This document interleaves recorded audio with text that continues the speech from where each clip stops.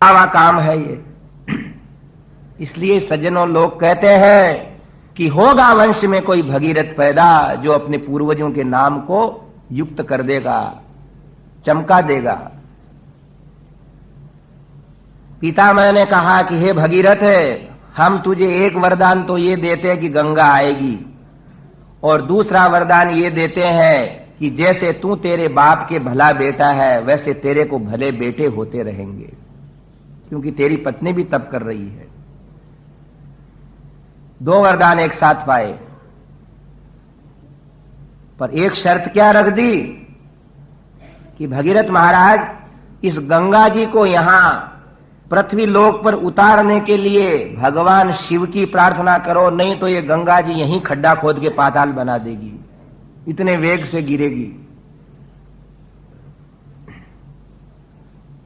ठीक है महाराज, जब इतना किया तो ये और करूंगा। देव देवे गते तस्मिन् सोंगुष्ठाग्र निपीडिताम कृत्वा वसुमतीम राम वत्सरम समुपासत।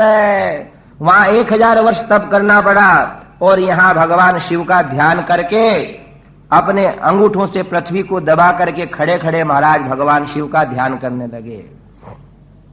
नागेंद्र हाराय त्रिलोचनाय भस्मांगरागाय महेश्वराय नित्याय शुद्धाय दिगंबराय तस्मै नकाराय नमः शिवाय। ओम शिवाय नमः, शंभवे नमः, स्थाणवे नमः, गिरिशाय नमः, जटाधराय नमः, पिनाकपाणये नमः, चंद्रशेखराय नमः, शूलिने नमः। दिग्मंडल ओम नमः शिवाय, ओम नमः शिवाय हो गया। भगवान शिव कहते हैं भैया मेरे को ज्यादा याद मत करो, अभी आता हूं। शिव समान दाता नहीं इस त्रिभुवन के माये, जो कोई इनकी भक्ति करत है उसे कछु कमीनाय संग में गौर जा माता। भजो मन शिव शंकर दाता, जगत में गोता क्यों खाता। जल्दी काम करना था शंकर जी से। तो लोग कहते हैं बस और क्या, जल्दी का ही तो जमाना है? इमरजेंसी काम शंकर जी से करा लो, कुछ भी मांगो दे देंगे, ऑर्डर दानी है। मूर्ति रहे मृदा। देखो भगवान नारायण की तो स्थापना करनी हो तो मकराना से मूर्ति लाओ, बाहर से लाओ, फिर अलंकार पहनाओ। शंकर जी कहते हैं मेरे को तो मिट्टी के ही बना दो तुम। बिल्व दले न पूजा, बिल्व पत्र चढ़ा दो। अप्रयास साध्यम वदनं च वाद्यम। और भगवान शिव को ज्यादा वाद्यों की जरूरत नहीं है। ये बाजा उनको पसंद है। वो दक्ष महाराज है ना, बकरे सरी का बोला तब से उनने कहा बस ऐसा ही बाजा मेरे को अच्छा लगता है। फलं च यद यद मनसाभिकांक्षितम। और फल क्या, जो चाहो सो। निस्वस्य विश्वेश्वर एव देव। बोले भैया जल्दी काम करने वाले गरीब के तो पोषक शंकर जी हैं, पर बात इतनी है ये शंकर जी दे देते हैं, बाकी फिर उससे तुम क्या करते हो ये नहीं देखते हैं। फिर तुम मरो चाहे सुधरो। इसलिए कहते हैं कि भगवान शंकर का भजन करते करते नारायण को याद करो, नहीं तो तुम समस्या में पड़ जाओगे। क्योंकि शंकर जी तो खुद समस्या में पड़ जाते हैं कई बार। वो वृकासुर आया न और कहा कि मैं जिसके ऊपर हाथ रखूं वो भस्म हो जावे। उनने कहा तथास्तु। और वो कहता बाबा जी तुम्हारे पर ही हाथ रखूंगा।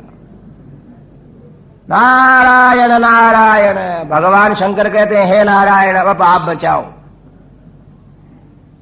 तो देखते हैं, पर तुम जाओगे किधर ये नहीं देखते हो। भगवान नारायण सब सोच बूझ करके देते हैं, तलवार नहीं देते हैं। वो जानते हैं कि सिर काट लेगा खुद का। पर यहां तो भगीरथ को भगवान शिव को राजी करना था। एक ही वर्ष हुआ। बोलिए आशुतोष भगवान की। चंद्रमौलीश्वर कर्पूर गौरम करुणावतारम संसार सारम भुजगेंद्र हारम सदा वसंतम हृदयारविंदे भवम भवानी सहितम नमामि। काम करना है, जी को आदेश देवे। अब गंगा जी क्या सोचती हैं कि इतने जोर से गिरूंगी, इतने जोर से गिरूंगी कि इस राखोड़े बाबा जी को बैठा दूंगी नीचे। क्या समझता है बाबा जी? शंकर जी सोचते हैं तुम्हारी इच्छा, रामाश्रय जो होना है सो होगा। मेरे को गिरा दोगी गंगा जी? अरे मेरे हृदय में राम जी विराजे, मेरे को कौन गिरा सकता है।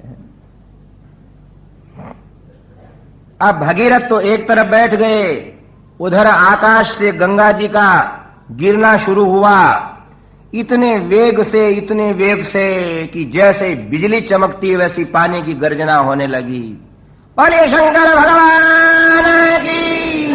और भगवान भूतनाथ ने अपने जटाओं को ऐसा फैलाया कि एक एक जटा का एक एक बाल मानो 7 समुद्र बन गया, एक बूंद नीचे नहीं गिरे। ऐसे प्रतापी है शंकर भगवान। कई महीने बीत गए। अब गंगा जी के पास तो जल की कमी नहीं और भगवान शिव के पास जगह की कमी नहीं। तो भगीरथ ने कहा कि अब और जप करूं क्या मैं? और कुछ कमी रह गई क्या शंकर जी? बोले क्यों महाराज? बोले अब छोटे बाप के आप बनो, मेरा काम करना है। तब शंकर जी ने कहा भैया हमारे को क्या, ये गंगा जी कह रही थी कि मैं नीचे ही बैठा दूंगी। बोले गंगा जी मान गई। अब आप धीरे से है ना इस गंगा जी को छोड़ दो। वो शुभ समय आया, देवता लोग आकाश के अंदर वाद्य लेकर खड़े हो गए, ऋषि महात्मा पुष्प लेकर के खड़े हो गए। भगवान नारायण ऊपर से देख रहे हैं। भगीरथ महाराज खुद अपने नेत्रों को निर्निमेष रखते हुए देख रहे हैं। बोलिए भगीरथ महाराज की। और उसी समय भगवान शिव ने विससर्ज ततो गंगाम हरो बिंदु सर प्रति तस्याम विसृज्यमानायाम सप्त स्रोतांसी जग्निरे। जो अपने जटाजूट को उन्हें हाथ से पकड़ करके नीचे की तरफ गंगा को प्रवाहित करना शुरू किया। बोलिए गंगा मैया की। और गिरते से ही भगवती गंगा 7 धाराओं के अंदर हो गई। रागिनी, प्राविनी, नलिनी, ये 3 तो पश्चिम दिशा में गई, सुचक्षु, सीता, सिंधु और महानदी। 3 पूर्व दिशा में गई और 4 पश्चिम में। इनमें से ही एक धारा के आगे आगे भगीरथ महाराज अपने रथ को लेकर के निकले। ये गंगा है जो भगीरथ के रथ के पीछे पीछे आई, उसको भागीरथी कहते हैं। सारे ऋषि महात्मा उसी समय गंगा के अंदर संध्या करने लगे, अर्घ्य देने लगे। भारत के अंदर आनंद ही आनंद हो गया। श्री राम जय जय राम। राम श्री राम जय जय राम। राम श्री राम जय जय राम। राम श्री राम जय जय राम। राम श्री राम जय जय राम। और अब भगीरथ महाराज जो ही उस रथ को आगे बढ़ाने लगे तो एक जन्नू नाम के राजा थे, उनका यज्ञ हो रहा था। वो गंगा जी ने उनके यज्ञ के सारे पात्रों को और कुंडों को बहा दिया, बह गए। अब ऐसा ही काम है, जन्नू महाराज ने मुंह फैलाया ऐसा कि मानो 7 समुद्र हो गया मुंह और सारी गंगा जी को ही पी गए। भगीरथ सोचते हैं कि उधर भगवान शिव ने कई दिनों तक जटा के अंदर अटकाए रखा, इधर जन्नू महाराज पी गए। बोले महाराज क्या बात है कि मेरे कुंड और मेरी सामग्री सारी की सारी बह गई। बोले महाराज कुंड और बनवा लेना, आप इनको वापस छोड़ दो, मैं आपसे प्रार्थना करता हूं। तो जन्नू महाराज ने अपने कान से वापस छोड़ दी, इसलिए गंगा का एक नाम हो गया जाह्नवी। जन्नू महाराज की बेटी के रूप में प्रसिद्ध हो गई। भागीरथ के रथ के पीछे पीछे चली, इसलिए एक नाम हो गया भागीरथी। गंगा नाम तो है ही। अब उनके पीछे पीछे चली और प्रयाग में आई, पटना में गई, बंगाल के अंदर। गांगम वारी मनोहारी मुरारी चरणच्युतम त्रिपुरारी शिरश्चारी पुनः तुमाम पापापहारी दुरितारी तरंगधारी शैल प्रचारी गिरिराज गुजगा बिहारी झंकारकारी हरिपादरजोपहारी गांगम पुनः तु सततम शुभकारी वारी गांगम वारी मनोहारी। मार्ग में सब लोग उस पानी को स्पर्श करके पी रहे हैं, अर्घ्य दे रहे हैं, स्नान कर रहे हैं। और भगीरथ का मन इतना प्रसन्न है, हवा के वेग से घोड़े दौड़ने लगे। भगीरथ महाराज एक हाथ अपना ऊंचे उठाए हुए हैं, तब से बछड़ा दौड़ता है। त्रिभुवन इस दृश्य को देख रहा है। इनके पूर्वज आकाश में उनके ऊपर पुष्प वृष्टि कर रहे हैं और पाताल लोक में गंगा ने प्रवेश किया। भगीरथ रथ से कूदते हैं और उस जल को उन राख के ढेरों पर डालते हैं। बोल गंगा मैया की। और 60,000 आकाश में विमान दिखते हैं। गंगम वारी मनोहारी मुरारी चरण भारी पुनात। भगवान शिव के सिर की महिमा बढ़ाई है और हमारे पापों को इसने नष्ट कर दिया है। पापापहारी दुरितारी तरंग धारी शैल प्रचारी गिरिराज गुहा विदारी झंकारकारी हरिपाद रजोपहारी गांगम पुनातु सततम शुभकारी वारी। ऐसे उस गंगा के जल से पवित्र होकर के वैकुंठ धाम को चले गए। इसलिए हमारे यहां कहते हैं कि गंगा पतित पाविनी है। और एक बात और बताता हूं आपसे, आज 3रा दिन है कथा का। हमने स्मरणीय बातें बताई थी कुछ, कि एक तो हमारी सप्तपुरियों का नाम लेना चाहिए नहाने के बाद। पहले अयोध्या मथुरा माया काशी कांची अवंतिका पुरी द्वारावती चैव सप्तैता मोक्षदायिका। दूसरी बात हमने 3 दिन से बता रखी है कि उठते से ही भगवान का नाम लेना हरि का। हरि शरणम हरि शरणम हरि शरणम हरि शरणम हरि।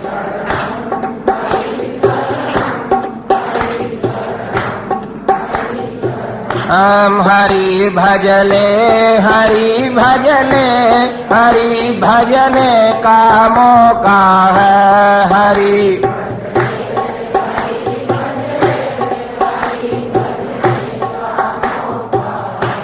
राम गुण गा हरि गुण गाय मौका ही अनोखा है राम गुण।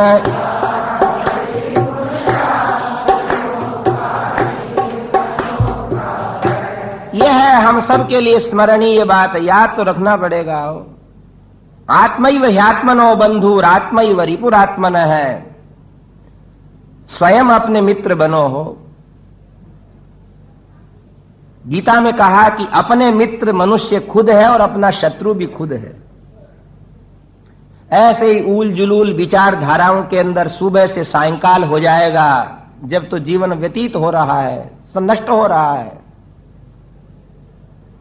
इन कथाओं से यही लेना है, हमारे प्रातःकाल के सूर्योदय में दत्तचित्त होकर के भगवान हरि की शरण लेवें, एक दूसरे को याद दिलाना। और तीसरी बात हम ये कह रहे हैं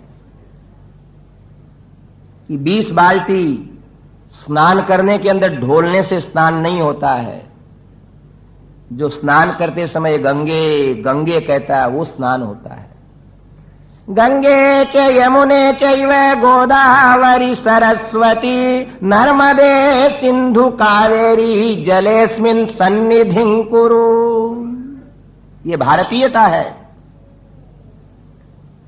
और इसलिए लेना चाहिए कि आखिर हमें उसी भगवती भागीरथी की गोद के अंदर हमारी हड्डियों का, हमारी अस्थियों का अंतिम विश्राम होगा, जब हमें शांति मिलेगी। लोक पाविनी भगवान नारायण के चरणों से जो निश्रित है, भगीरथ की तपस्या से लोगों के पाप नष्ट करने के लिए जिसका शुभागमन हुआ है, नहाते नहाते पानी सिर पर डालते डालते गंगा गंगा कहना चाहिए। ऐसे नहा लिए, 20 बाल्टी ढोल दी तो कोई मतलब नहीं। एक बार सज्जनों, एक महिला ने हमसे आकर के कहा, महाराज, हमने कहा क्या? बोले आजकल तो कुछ बदल गया हमारा। मैंने कहा क्यों? बोले कभी कभी नहा करके बदन पहुंच लेती हूं तो फिर याद आता है तो फिर 10 लोटा और ढोलती हूं गंगा गंगा कह करके। हमने कहा तुम्हारा नहाने का क्रम बदल गया तो हमारा कहना, कथा कहना सफल हो गया। याद रखना कल से हो। अगर कपड़े वपड़े पहन भी लो तो वापिस नहा लेना एक बार, तब जाकर के सफलता होगी। भाई कथा कहने का हमको फल मिल गया। क्या लगता है इसमें? आदत तो बनाओगे तो, नहीं तो कितना ही है, स्नान कर लो, पानी और हमारे को शाप देगा कि मेरा दुरुपयोग कर रहा है। हमारे यहां तो हर बात की व्यवस्था है। कई लोग तो ये कहते ही नहीं हम स्नान कर रहे हैं। कहां जा रहे हो? बोले गंगा जा रहे हैं। अभी भी राजस्थान में प्रथा है, अरे गंगा हो एक नहीं नहाया, ना जल्दी। अब गंगा में रहने वाला अगर गंगा का नाम नहीं लेगा तो फिर मकान का नाम क्यों रखा है? श्री राम जय जय राम, बोलो श्री राम जय जय राम, राम श्री राम जय जय राम, हम श्री राम जय जय राम। बोलिए श्रीमन नारायण भगवान की। इसीलिए हमारे यहां सगर महाराज के वंश की कथा में गंगा की कथा आती है। और अब भगवान राम से विश्वामित्र जी कहते हैं, धन्यम यशस्यम आयुष्यम पुत्र्यम स्वर्ग्यमथापि च यश्रावैति विप्रेषु क्षत्रियेष्वितरेषु च प्रीयन्ते पितरस्तस्य प्रीयन्ते दैवतानि च इदमाख्यानमायुष्यम गंगावतरणम शुभम। कि हे रघुनंदन, ये हमने आपको गंगा की कथा कह दी। इसके सुनने से यश बढ़ता है, आयु बढ़ती है, सत संतति का जन्म होता है और पितर लोग उसके प्रसन्न हो जाते हैं। तो आप जितने भी लोग आज ये भगवती गंगा की कथा सुन रहे हो, इससे अनेक प्रकार का लाभ होने वाला है। जहां भी आपके पूर्वज हैं, पितर लोग हैं, वो वहां से बैठे हुए आपको धन्यवाद दे रहे हैं कि तुमने गंगा की कथा सुन ली। हमारा मंगल होने वाला है।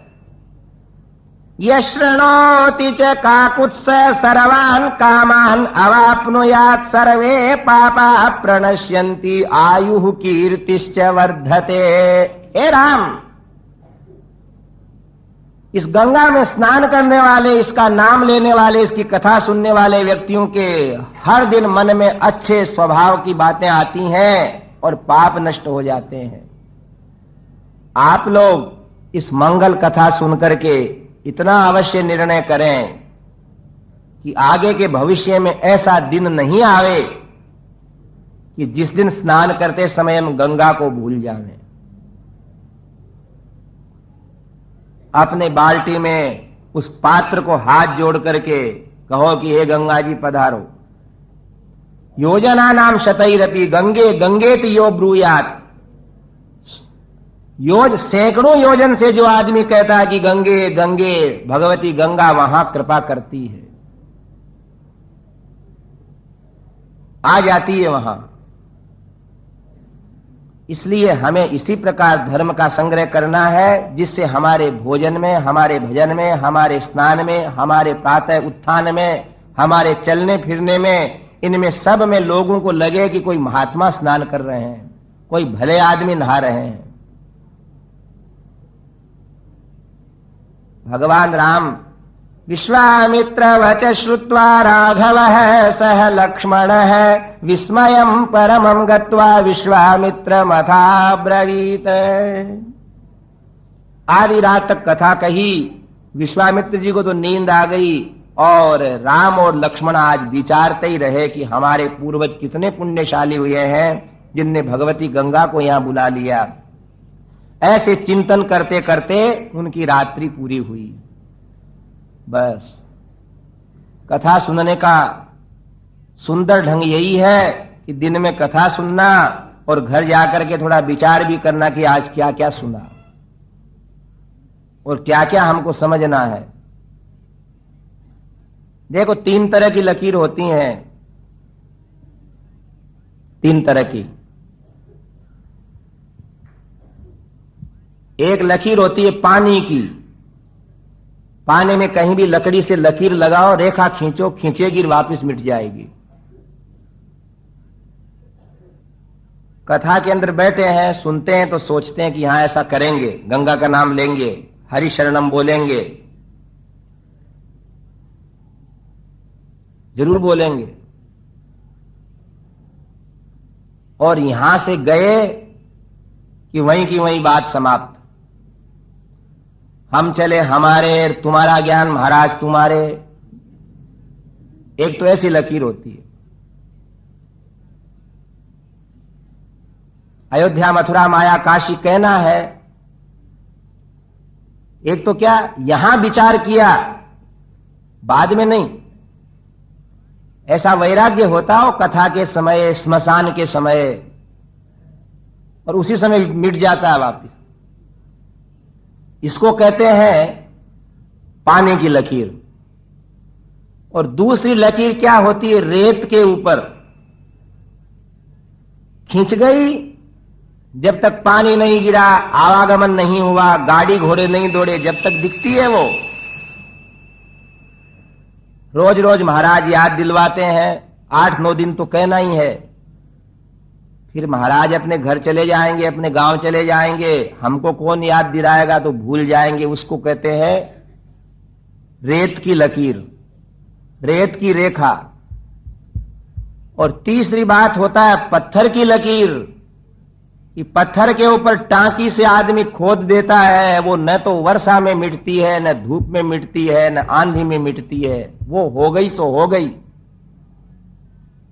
तो धार्मिक स्वभाव ऐसा गिरना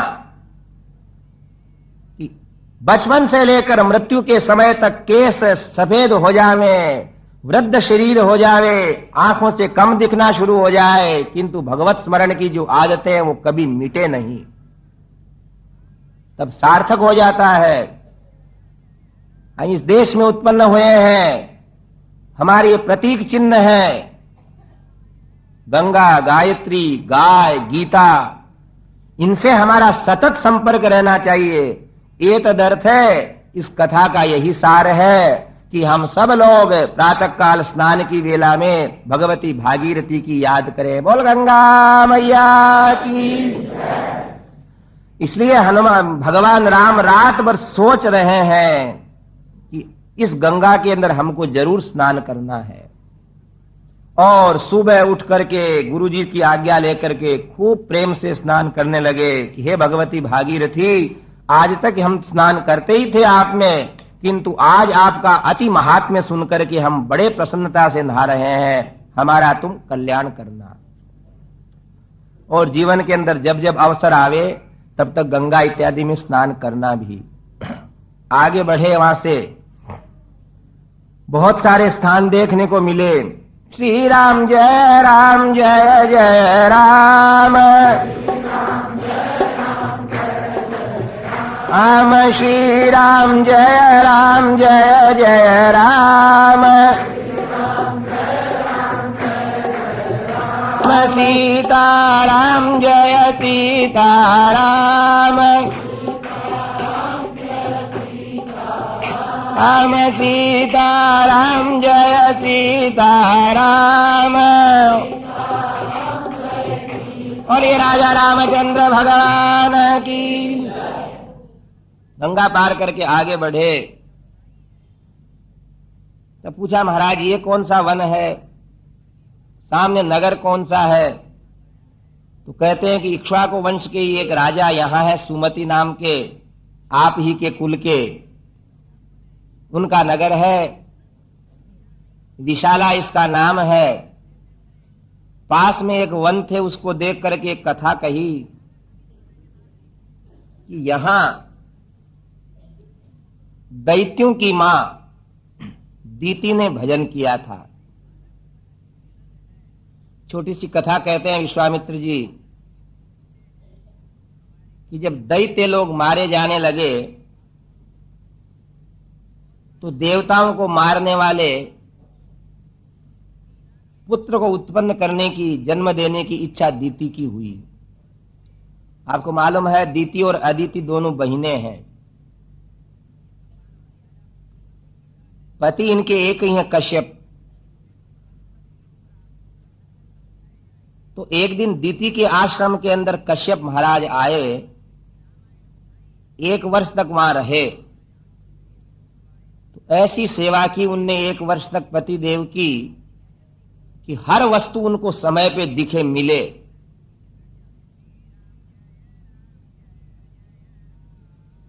ज्यादा घरवाली है ना, बहुत अच्छा अच्छा भोजन कराती है, तरह तरह की मिठाइयां बनाती है, तो आदमी को समझ जाना चाहिए कि शाम कोई कुछ न कुछ फरमाइश आने वाली है। ये पहले से ही नियम है,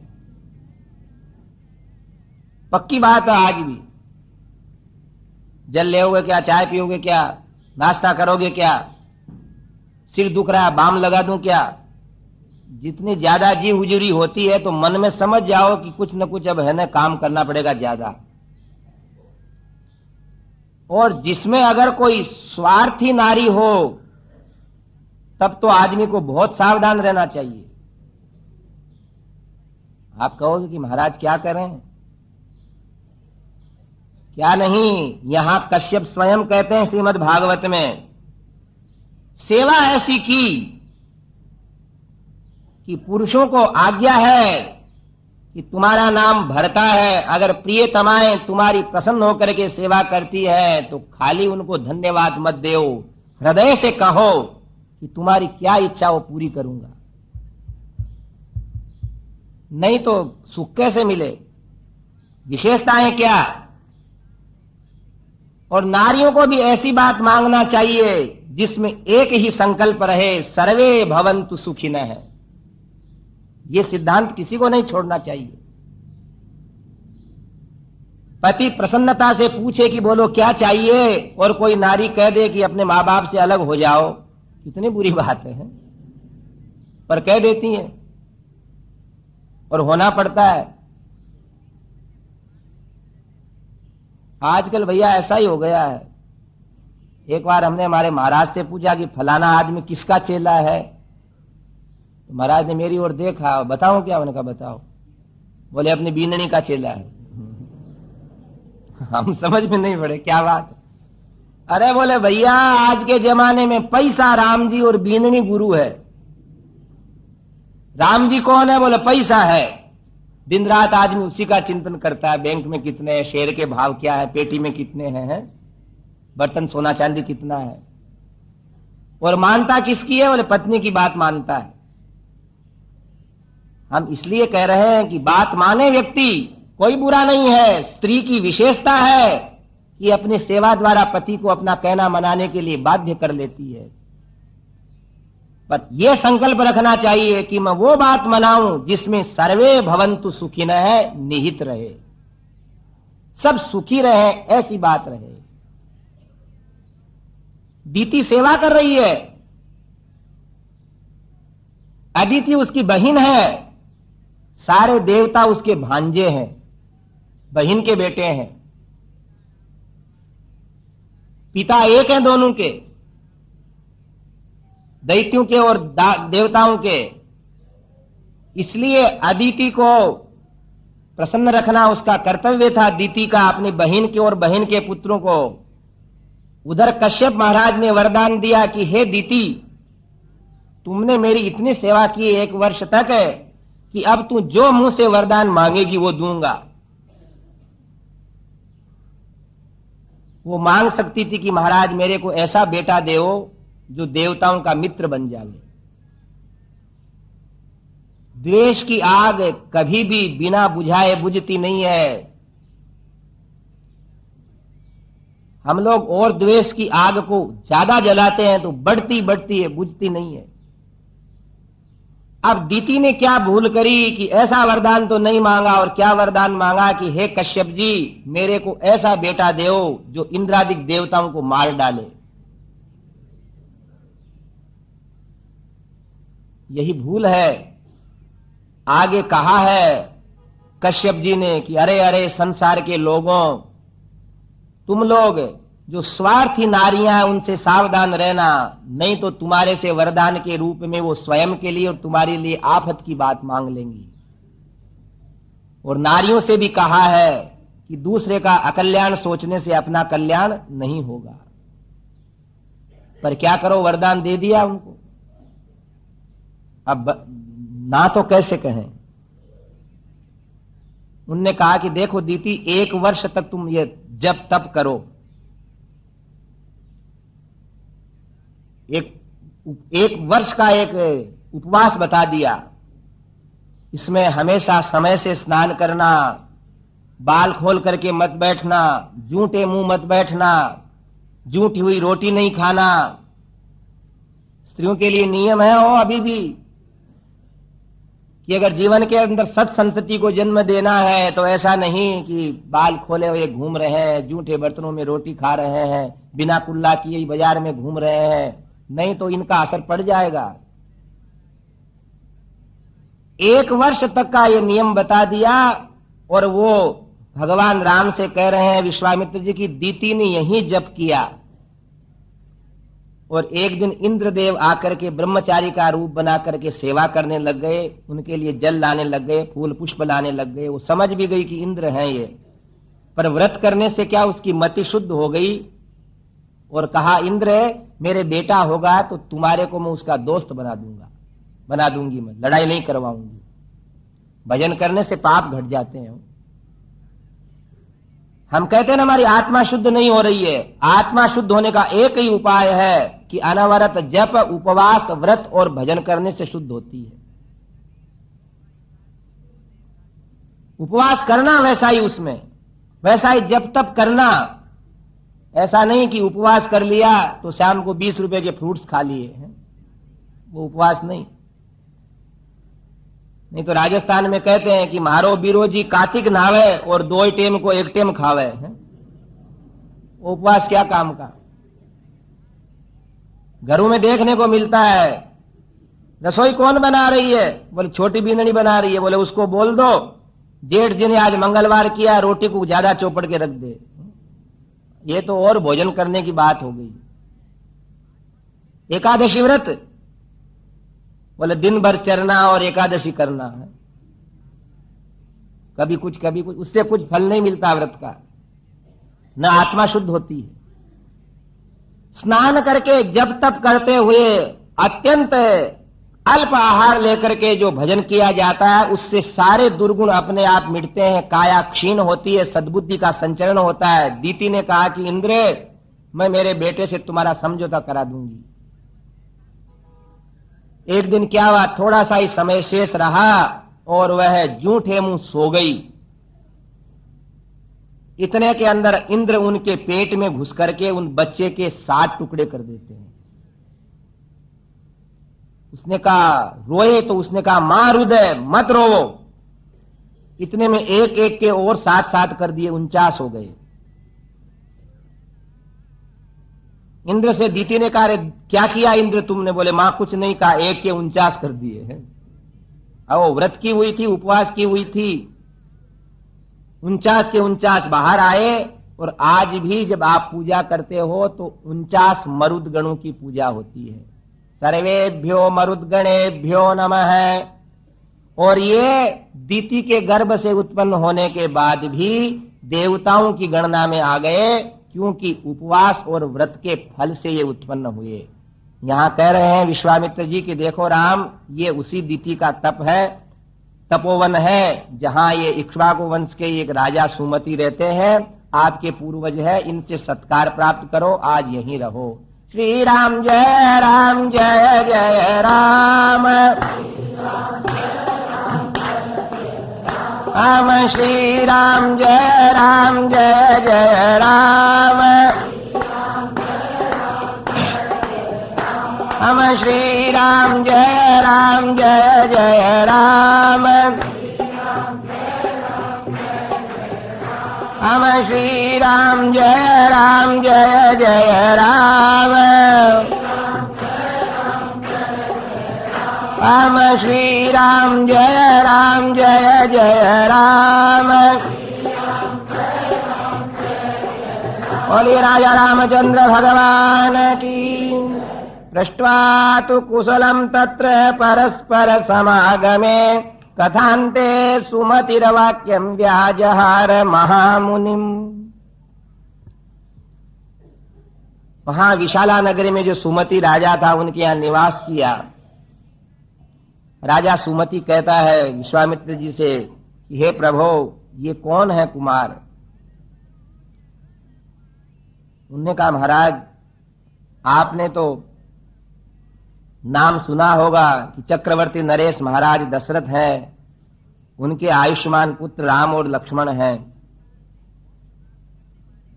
ये सुमति स्वयं इक्ष्वाकु वंश के ही राजा थे, इसलिए अपने वंश के समझ करके राम और लक्ष्मण का सारे ही संसार के लोग स्वागत कर रहे थे। ये तो और तल्लीन होकर के स्वागत करते हैं।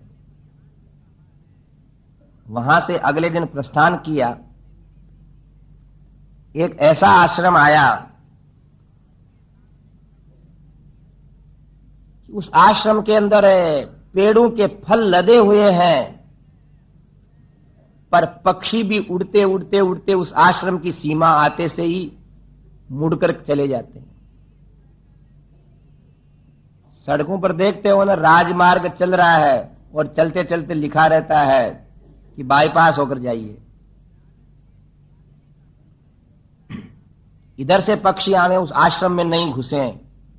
और छोटा मोटा आश्रम नहीं, बहुत बड़े भूभाग में विस्तृत, उसके ऊपर कोई पक्षी नहीं जा रहा। फल लगे हुए पेड़ों के, और जमीन सारी की सारी फलों से और सूखे पत्तों से ढकी हुई। साय साय की ध्वनि होए वहां। पतित पावन भगवान राम उधर से प्रस्थान करते हैं। रघुपति राघव राजा राम, पतित पावन सीताराम।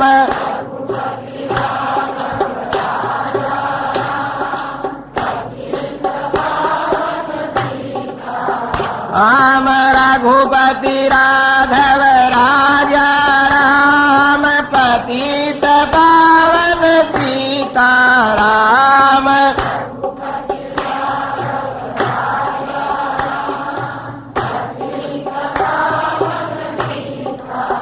राम श्री राम जय जय राम। श्री राम जय जय राम। श्री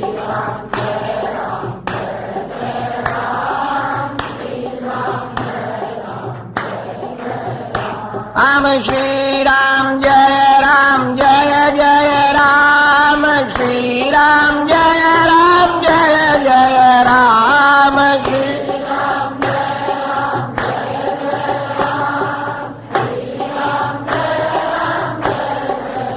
और ये पतित पावन भगवान। विश्वामित्र जी रुक गए और अनेक महात्मा साधु आकर के उन धनुर्धारी राम और लक्ष्मण की ओर देखने लग गए। इस समय विश्वामित्र जी के नेत्रों में से आंसू निकले और उनने अपने दुपट्टे से आंसू पूंछा। रामभद्र की ओर देख करके कहने लगे, हे पतित पावन, बोलिए पतित पावन भगवान की। इस संसार में हे रघुनंदन, किसी का भी सिद्धांत के अनुसार जीवन व्यतीत होना उसके वश की बात नहीं है। मनुष्य नर नारी पद पद पर मर्यादाओं से च्युत हुए हैं। इन सब के उद्धार का एक ही उपाय है कि आप पतित पावन का नाम ले लें या आप पतित पावन के चरणों के दर्शन कर लें। भगवान राम कहते हैं, हे मुनीश्वर, ये ऐसा आश्रम दिव्य दिख रहा है, किंतु इसके अंदर कोई प्रवेश नहीं कर रहा है, इसके फल कोई नहीं खा रहे हैं, उजड़ा हुआ दिख रहा है। इसकी शोभा नष्ट जैसी क्यों हो रही है तो दिव्य, पर जैसे इस आश्रम को कोई शाप लगा हुआ हो। तब विश्वामित्र कहते हैं कि हे रघुनंदन, इसी आश्रम में आपको लेकर के चलता हूं। यह गौतम मुनि का आश्रम है और यहां दुर्भाग्य ने गौतम पत्नी के साथ अन्याय किया है और उन अहल्या जी को शाप लग गया पति का। उनका उद्धार करने के लिए आप प्रवेश करो। कथा इस प्रकार है कि जब गौतम ऋषि इस आश्रम के अंदर अपनी पत्नी अहल्या के साथ रह रहे हैं तो इंद्र को बड़ा दुख हुआ कि इनको क्रोध कैसे आवे। कई प्रकार से पुराणों में यह कथा है, जैसी रामायण में कथा वैसी आप सुनना। एक दिन जब महर्षि गौतम प्रातःकाल स्नान करने के लिए गए थे, तस्यांतरम विदित्वा च सहस्राक्षः शचीपतिः मुनिवेशधरो भूत्वा अहल्याम इदम अब्रवीत।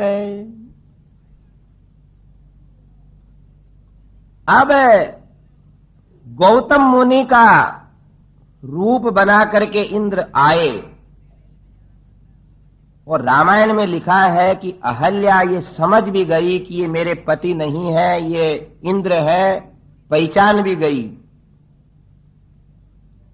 पर विश्वामित्र कहते हैं, रघुनंदन, अहिल्या से भूल ये हो गई कि उसने क्या सोचा कि मैं कैसी रूपवती हूं कि देवराज इंद्र मेरे को चाहते हैं। यह उसकी सबसे बड़ी भूल थी। हर नारी की भूल होती है। उसको इतना ही समझ रखना चाहिए कि संसार में उसके पति उसको चाहे, दूसरे कोई चाहे, उसमें अपना सौभाग्य नहीं, अभिशाप समझे। और जानती हुई अहल्या इंद्र को वहां स्थान देती है और जब गौतम ऋषि आते हैं क्रुद्ध होकर के अहल्या को शाप दे देते हैं और इंद्र को भी शाप दे देते हैं। अन्य ग्रंथों में आया है कि अहिल्या को पत्थर की शिला बना दी। यहां लिखते हैं कि ए अहिल्ये वात भक्षा निराहारा तप्यन्ति भस्मशायिनी अदृश्या सर्वभूतानाम आश्रमेस्मिन् वसिष्यसि। हे अहल्या, तू यहां वायु पीती रहेगी, भोजन नहीं करेगी, गर्मी के अंदर तपेगी, ठंड में ठहरेगी, वर्षा में भीगेगी और संसार में कोई तेरे को दे